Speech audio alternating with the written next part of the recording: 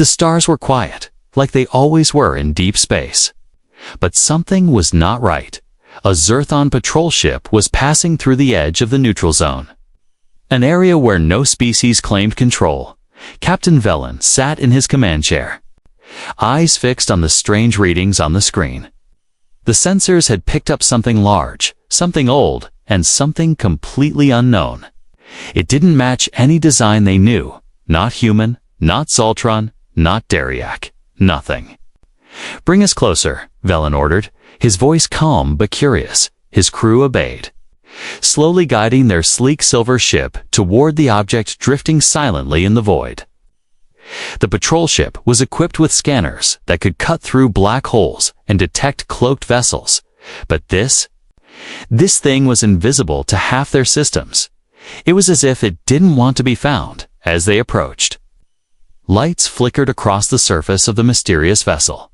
Like old machinery waking up from a long sleep, it wasn't round or smooth like most galactic ships. It was sharp, black, and covered in ancient armor plates. It looked like it was built for war, not peace, and yet there were no energy signatures. No life signs, just cold, heavy silence. "Magnify the hull," Velen said, squinting at the screen.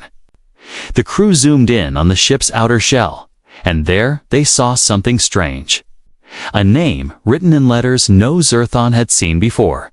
The shapes were harsh, angular, primitive-looking, but they were carved into the hull with care and pride. "What language is that?" The young officer asked, his voice low. "We don't know," Velen answered. "Run it through the archives." Minutes passed, and the translation system finally returned something. Old, fragmented human language. Almost extinct, the name of the ship was Warship Odyssey. The crew stared at the screen in silence. Velen's heart began to race. He remembered the stories, tales told in whispers. Stories of a race that fought like monsters and vanished like smoke. The humans, they had been gone for centuries. Some said they had destroyed themselves. Others believed they had left the galaxy altogether, but no one really knew. Their technology had been different. Their methods brutal, yet brilliant. If this was really one of their ships, then something dangerous had just returned. "Send a signal," Velen said. "Standard greeting. Identify ourselves as peaceful explorers." The message was sent, but there was no answer. Seconds turned into minutes. The ship remained still, quiet, watching. "Maybe it's automated," someone suggested. Or maybe, Velen replied slowly. "It's waiting." Then suddenly, without warning, the alien patrol ship lost power in its lower decks. Screens flickered, lights dimmed, and gravity became unstable for a moment. It was like a pulse of energy had hit them, but softly, deliberately. "What just happened?" Velen shouted, standing up. "Damage report." "No damage," the engineer replied, stunned. "But systems in Deck 3 just stopped working." On the screen, the Earthship Odyssey began to turn.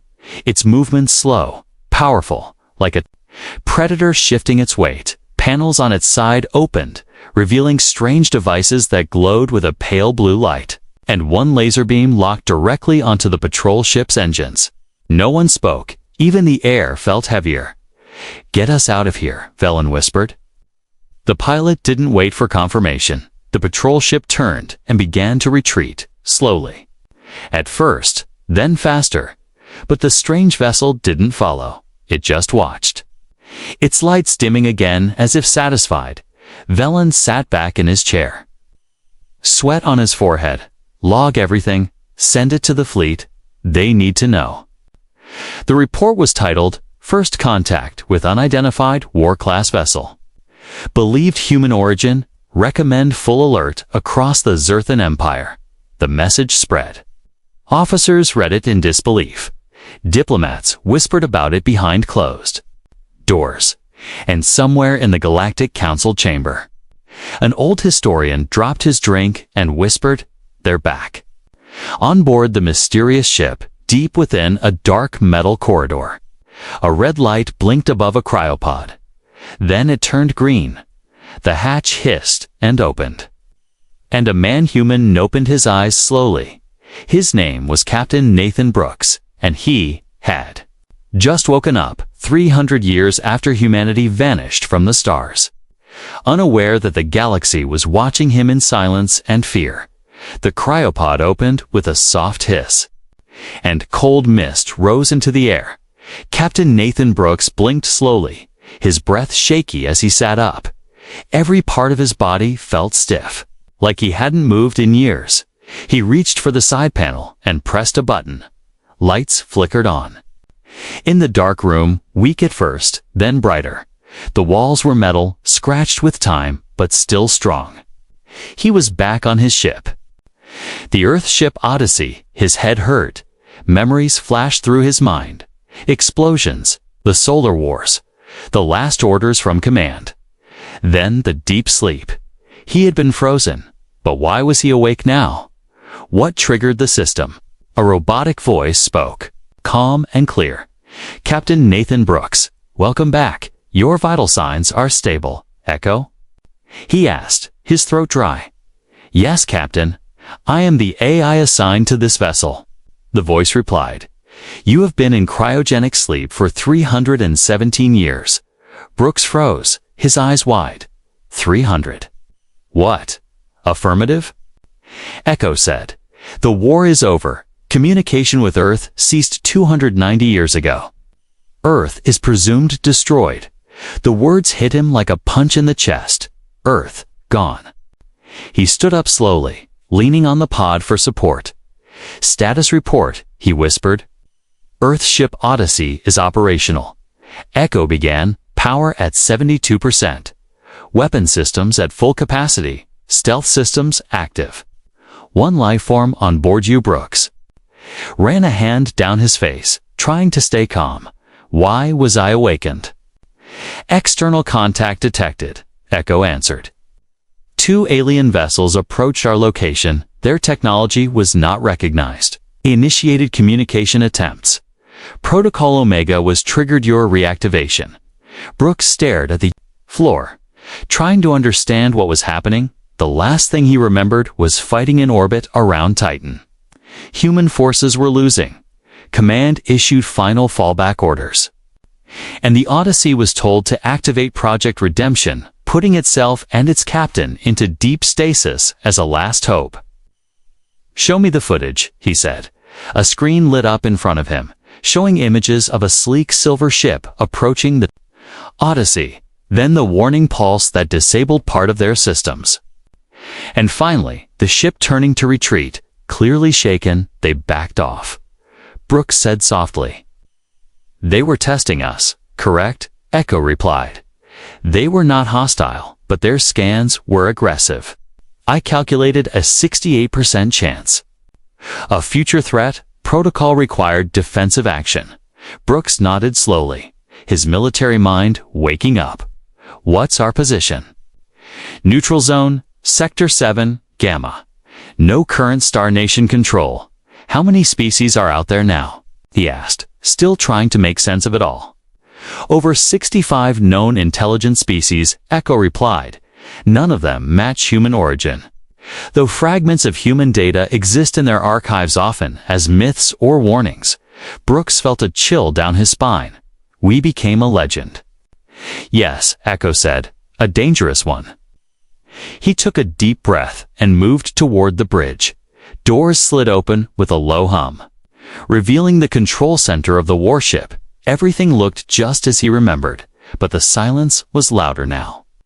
Heavier, he sat in the command chair, screens lighting up around him. Status on external activity. No vessels currently within direct range, Echo replied. But multiple long-range scans are being aimed at us from surrounding sectors. Brooks leaned back. They're curious now, correct? He stared at the star map, red dots. Blinking around the ship, probably scouts, maybe fleets. Watching him, waiting for him to move. To speak, to fire, he wasn't sure what they wanted. But he knew one thing: he couldn't afford to look weak. Prepare a broadcast message. He said, to whom? Echo asked. To everyone, Brooks replied, "Open channel, every frequency. Make them know the warship of Earth is awake." Echo processed the command, then said, "Message ready to record." Brooks looked at the camera, his voice steady. "This is Captain Nathan Brooks of Earthship Odyssey, protector of human legacy. We are not here to conquer, but we will not be threatened. Stand down, observe your borders, and remember the past because we remember everything," he ended the message and nodded to Echo. "Send it outside the ship, in systems far and wide." Signals began reaching alien ships, stations, and government centers.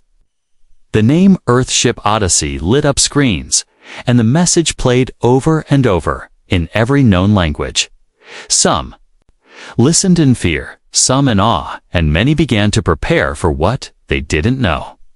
But Captain Brooks had returned, and the silence in space was starting to break. The alien patrol ship had returned to its fleet, and Captain Velen stood before the High Council of the Zerthon Empire, his face pale, his voice shaking as he described what had happened. Some of the council members didn't believe him. Others laughed, but Velen's ship logs showed the truth. The unknown warship had disabled them with a single pulse shot, no destruction, just complete control. "It didn't want to kill us," Velen said. "It wanted to show us what it could do." One general scoffed. "It's an old machine, probably. Just malfunctioning." Velen shook his head. "No, it's awake, it's watching, and it's human." The word human caused a quiet wave across the chamber. Most younger officers had never even heard of them, but the older ones remembered stories of wild, emotional warriors who fought like beasts and built weapons that no other species could match. They were long believed extinct or hiding. While the council debated, the Odyssey remained silent in deep space, motionless like a sleeping dragon inside the ship. Captain Brooks watched the scans, waiting for a response, and soon one came. 4 alien ships were headed straight for him, bigger than the scout vessel, more advanced, but still cautious. They had formed a half-circle formation, careful not to get too close. They didn't fire, but they didn't hail either. Brooks sat in his command chair, his face calm. Echo status on the visitors. For vessels approaching, weapons hot, but not aimed, the AI replied. "One appears to be a command ship, likely leading the test." "Testing our response," Brooks muttered. Standard first contact military tactic. He stood up and walked toward the main display. The alien ships looked like floating cities, long and curved, glowing with unfamiliar energy. Beautiful, but deadly. He had seen hundreds of ships in his time, but these were nothing like the old solar fleets. The galaxy had clearly changed. "Should we issue a warning?" Echo asked. "No," Brooks replied.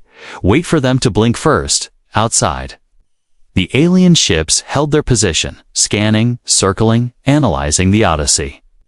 They believed the old human warship was just that old, maybe dangerous, but outdated. They couldn't see inside, couldn't crack its codes, but they assumed their numbers and tech would be enough to pressure it into revealing more. Then the moment came. The lead ship sent a short energy pulse, not a weapon, but a strong scan, deep and invasive. Brooks frowned. They just crossed the line. "Defense protocol enabled," Echo said. The Odyssey powered up, slowly, like a beast stretching its limbs after a long sleep. Lights ran across its hull. Armor plates shifted. Weapons extended from hidden ports. No noise, no blast. Just cold, calm preparation. A single message was sent in every alien language known. "This is Earthship Odyssey. Back off immediately, or you will be silenced." The alien ships hesitated, but the lead commander laughed, thinking it was a bluff. Then the Odyssey moved. It didn't fire lasers or missiles. Instead, it launched 4 small black drones, almost invisible. They shot out like arrows, fast and silent, each one targeting a ship's core systems. They didn't explode. They didn't destroy instead. They released gravity pulses, tearing systems apart without harming the crew. Weapons froze, shields dropped, engines shut down, lights went out. In less than 2 minutes, all 4 ships were disabled and left drifting.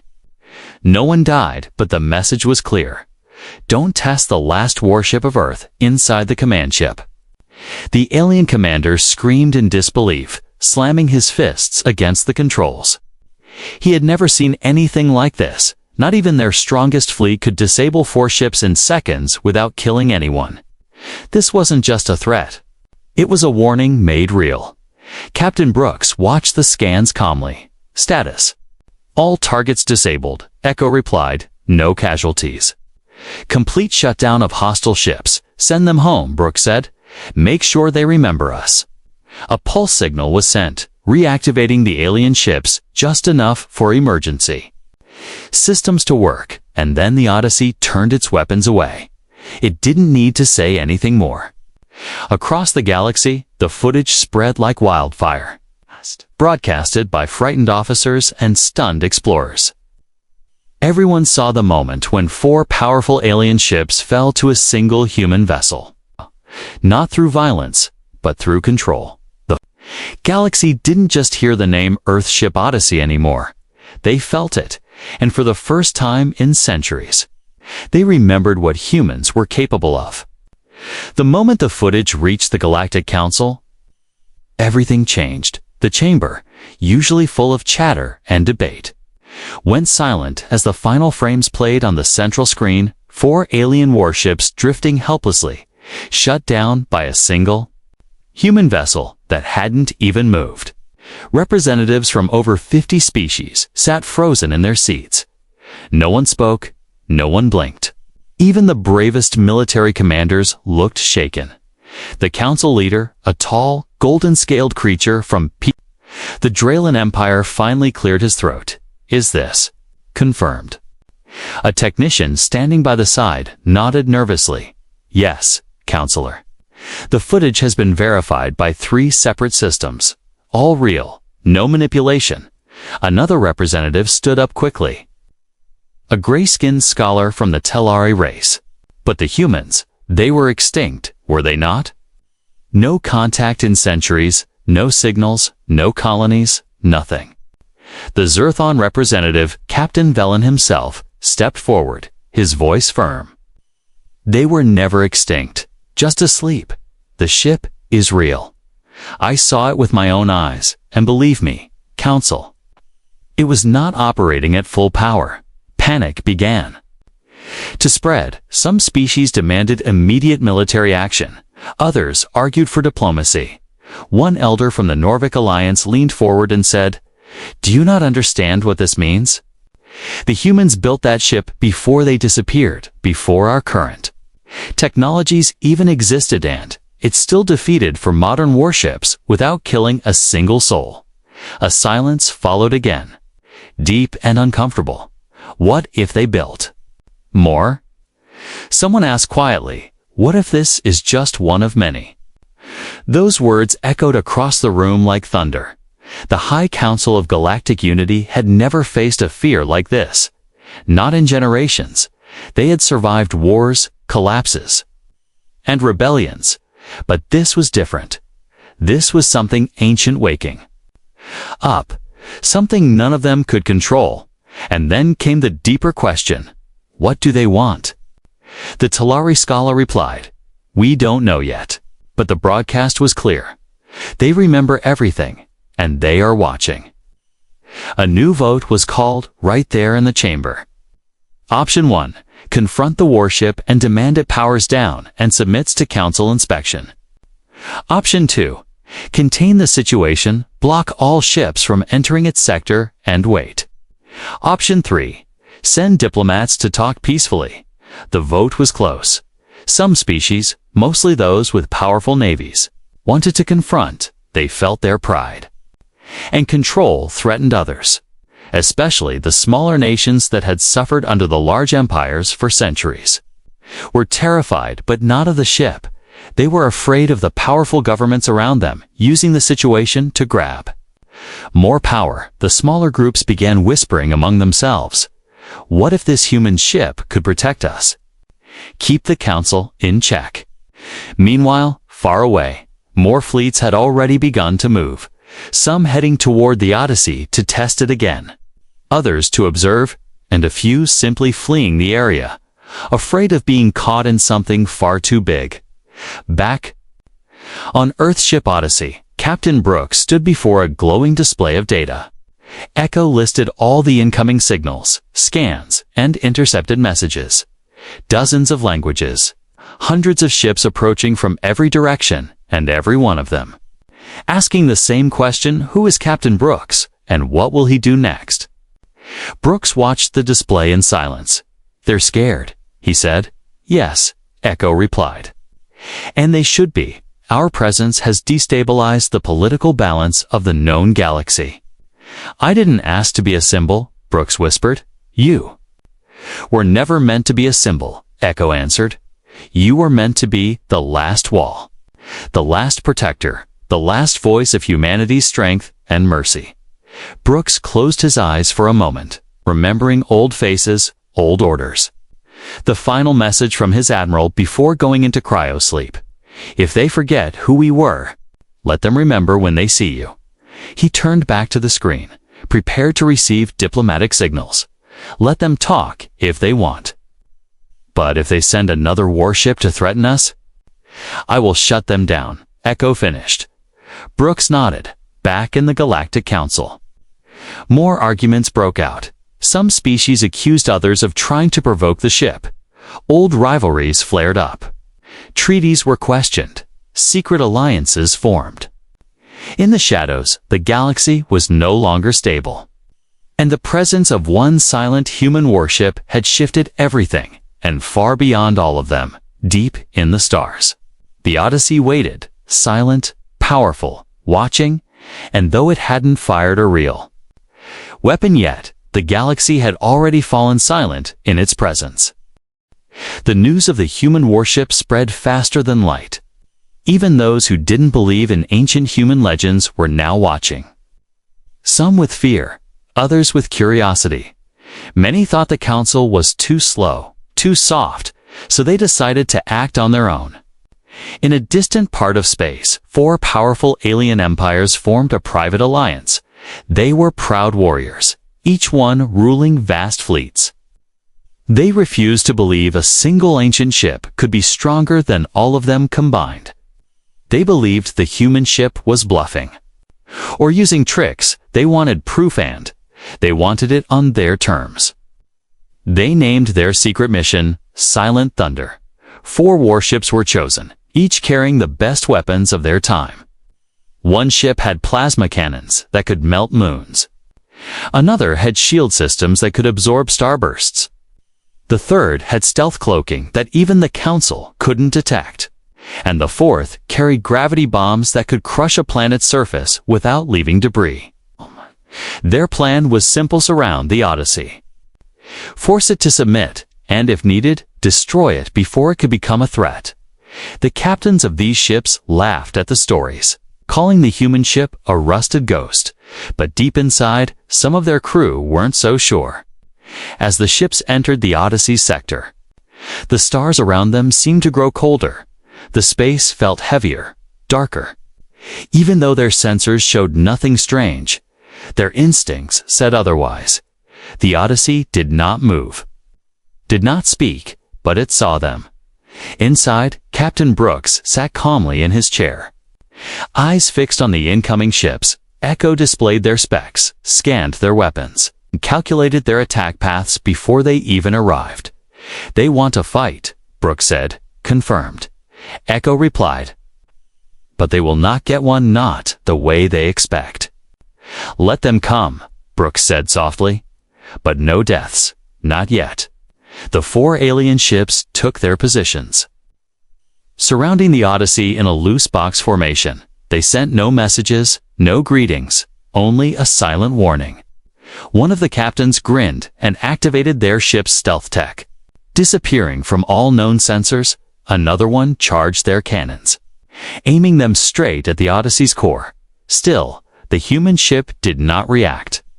Suddenly, without any visible weapon firing, the cloaked ship lost power. The lights inside flickered and died.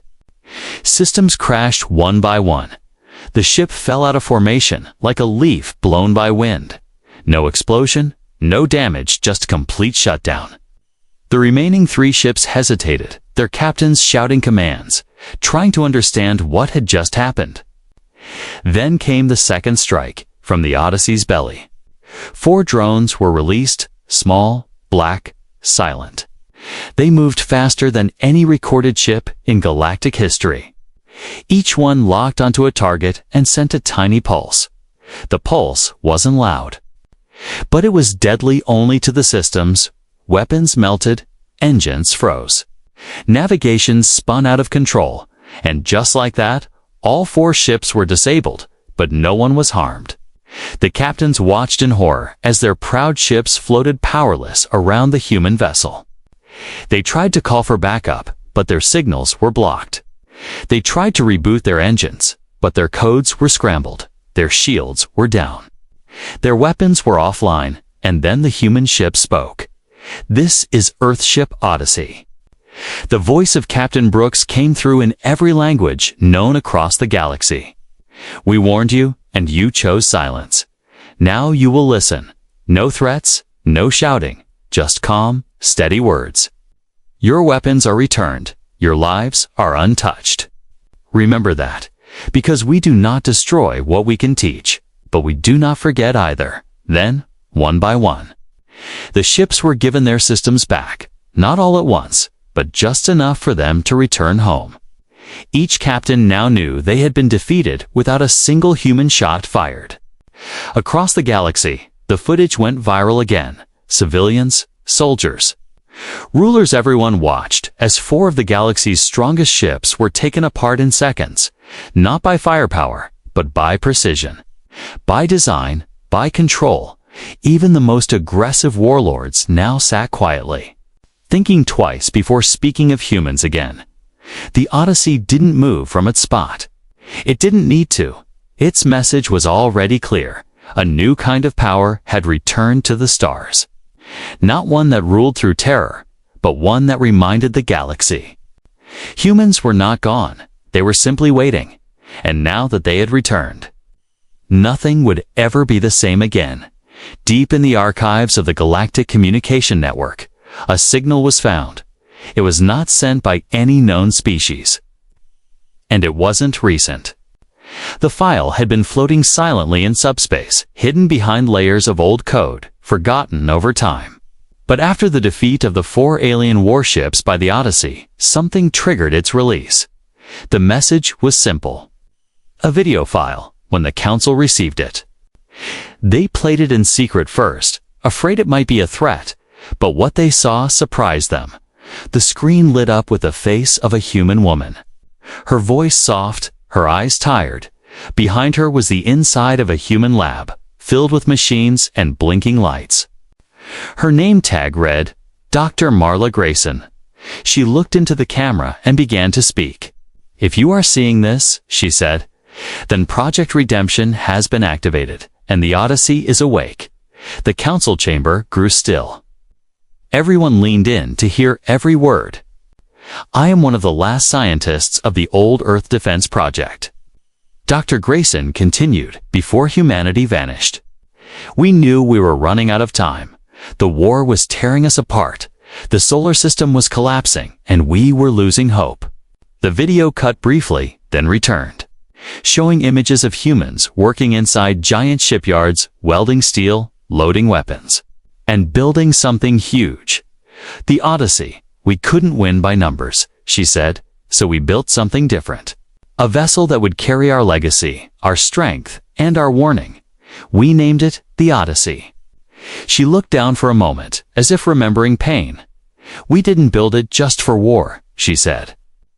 "We built it to protect, to remember, and, if necessary, to remind the galaxy who we were."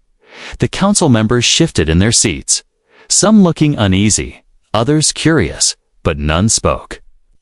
"The Odyssey carries not just weapons, Doctor," Grayson said, "but our history, our language, our ideas, and our message to those who come after us, if you have found it."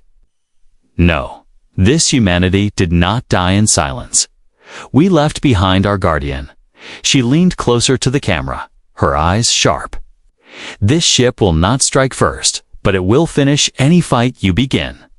It will not seek war, but it will not run from it either. Treat it with respect, or face the legacy of a race that refused to be forgotten." The video ended, and for a long moment, the room remained in silence. Then chaos broke out. Some council members stood and shouted. Others whispered in fear. A few argued that the message was old and should be ignored. But many were not so sure anymore. The Odyssey was not just a ship. It was a warning wrapped in metal. Sleeping until the stars needed it again, back on the ship. Captain Brooks sat in his chair, watching the message too. Echo had found it in the system's memory banks and automatically sent it out once the first strike from the aliens had occurred. "So this is what they left behind," Brooks said softly. "A speech from the past, made for the future." "Correct," Echo replied. "This file was encrypted in the core system, timed for release only under high-threat scenarios." Brooks looked at the empty stars on the screen, thinking about the people who had built this ship. The scientists, the engineers, the soldiers all gone now. But their message still alive. "How are the Council and Empires reacting?" he asked, confused, divided, Echo replied. "Some see us as a threat, others as a possible peacekeeper. The message has made them question everything." "Good," Brooks said. "Let them think." More ships arrived in nearby systems, but none dared approach. They stayed at a distance. Watching, listening, recording, the galaxy had grown used to being the most advanced. The most powerful, but now it had found something older, smarter, and maybe stronger. Many historians across different species rushed to study human records. Ancient texts and fragments of data left behind. What they found painted a strange picture of humanity: brave, emotional, creative, dangerous, and deeply loyal. Some species began to admire them. Others feared them more, but no one ignored them now. In the shadows, whispers started among the smaller nations and colonies. Voices saying, maybe the humans were right. And maybe it's better to have them watching than be ruled by the Council. The galaxy had just been reminded of something it tried to erase. Humans didn't need numbers. They only needed one ship, one voice, and one message recorded centuries ago. And that was enough to shake the stars again. The galaxy was no longer the same. Ever since the human warship awakened, fear and tension spread across star systems like a storm. Leaders who once ruled with confidence now held emergency meetings behind closed doors. Trade routes shifted, secret weapons were prepared, and military fleets moved quietly through deep space. But something else was also happening. Smaller planets, forgotten colonies, and weaker species who were often ignored or bullied by powerful empires started to pay close attention to the Odyssey. For centuries, they had been used, taxed, and forced into unfair deals. Now, for the first time, they saw a chance, maybe not for power, but for protection. One such world was Terran, a desert planet under the control of the Xyrax Dominion. The Xyrax Empire was known for being ruthless. They taxed the locals, took their resources, and allowed no freedom. But after watching the footage of the Odyssey disabling warships without harm, many Terran leaders met in secret. Maybe the humans don't want to rule. One elder said, but maybe they'll protect those who are treated unfairly. Should we send a message? Asked a young counselor. No, the elder replied. We'll send a gift first. Something that shows respect, not weakness. Within a week, a small cargo ship left Terran, headed toward the edge of the Odyssey sector. Inside the ship was a data crystal containing a simple message. It read, "We honor the silence, and we believe in peace. If you ever need us, we will be ready. The ship dropped the crystal near the human vessel and left without a word. They didn't expect a reply, but they received one anyway. Captain Brooks watched the message with quiet eyes. He understood what it meant. Not just the words, but the choice behind them. It wasn't a plea for help. It was a promise. A quiet voice among the stars saying, "You're not alone." More messages followed. From other small systems, independent planets, and even old enemies of the Galactic Council. Each one said the same thing in different ways: respect, support, and hope. Brooks knew what this meant. "Echo," he said, "they see us as something. More than just a ship." "Yes, Captain," the eye replied. "They are forming alliances not out of fear, but out of belief, and the Council." "Divided," Echo said. "Some members want to destroy us. Others want to speak with us, but no one can agree on what we are, threat or peacekeeper." Brooks stood at the command deck, arms crossed, thinking hard he had never planned for. He was a soldier, not a leader of diplomacy, but now his ship was becoming something bigger, something political. Another message arrived. This one was different. It came from a former military leader of the Velnari species, an old warrior, named Raycon Tal. His message was direct. "Human," he said. "I fought your kind centuries ago. I saw your fire, and I feared it. But now I see what you have become. If the Council attacks you, I will stand with you, not because I love humans, but because I hate cowards." Brooks smiled, not because of the support, but because it reminded him of home, the honesty, the spirit, the unshakable truth that even in war, respect could be earned. Echo processed the growing list of worlds aligning with the Odyssey. "Captain, if this continues, the balance of power in the galaxy will shift. The Council will not allow it." "They already can't stop it," Brooks replied. "This ship isn't just a weapon anymore. It's a symbol." Just then, new ships appeared on the long-range scan. 2 of them were Council vessels, fast, sleek, and fully armed. But they didn't attack. They stopped at a distance and sent a signal. "We request a meeting." The message said, "We come in peace." Brooks looked at Echo. "What do you think?" he asked. "Risk level, medium," Echo answered, "but diplomatic opportunity, high." Brooks nodded slowly. "Prepare a neutral zone on the outer hull," he said. "No weapons, no threats. Just a table and 2 chairs. Minutes later, the Council ships released a shuttle. Inside were 2 high-level diplomats, one from the Draylan Empire and one from the Zarni Alliance. They landed gently on the Odyssey's hull and stepped out, wearing ceremonial robes and carrying nothing but a translator device. Brooks met them face to face. No helmet, no armor, just a calm expression and a steady voice. "You asked for peace," he said. "You've got 5 minutes. Talk." The diplomats explained that some members of the Council wished for negotiation. They were willing to recognize the Odyssey as a neutral guardianship, not aligned with any empire, but expected to follow certain rules. Brooks listened carefully, then replied, "I didn't wake up to follow your rules," he said, "but I didn't wake up to rule over you either. I'm here because my people believed the galaxy would one day need to remember, and that day has come." He leaned forward, voice firm. "We don't start wars," he said, "but we finish them. If you can live with that, then maybe there's hope for all of us." The diplomats exchanged looks, then nodded as they left. Brooks stood alone on the cold metal surface of the Odyssey, looking up at the stars. A human warship had become the voice of justice, and the galaxy was beginning to listen.